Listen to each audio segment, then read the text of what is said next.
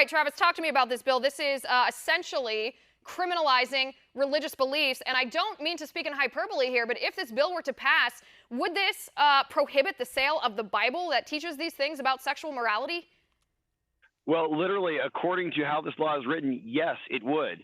This is, PC culture, politically correct culture, gone horribly awry. This is really directly hitting at our First Amendment rights as American citizens. Now, the Democrat legislators in this building right behind me, the California State Legislature, they want to tell you how to think, what sort of books that you can read, write, and purchase. It is completely wrong. It is absolutely against our First Amendment rights.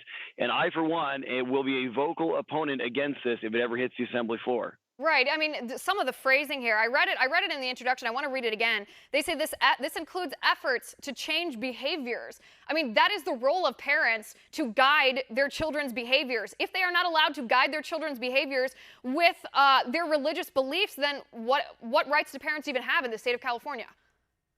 Which is exactly right. I mean, this is what the Democrats are trying to do in California. This is how bad it's gotten, how far away the California Democrat Party's actually gotten away from even just normal Democrats here in the state of California. They want to tell people how to think, what sort of books they can read, what books they can't read. Remember, this country is founded upon the freedom of expression. And now the California Democrats want to take even that away. Right. And tell me, I mean, you're in the assembly, you work with these people. I know you respect your colleagues, but who is behind this? This is the whole liberal agenda. I mean, this is what they've been trying to do now for decades, literally in California. It's just gotten so bad because no one's been able to stop the Democrats in California that now their true designs are really starting to show themselves.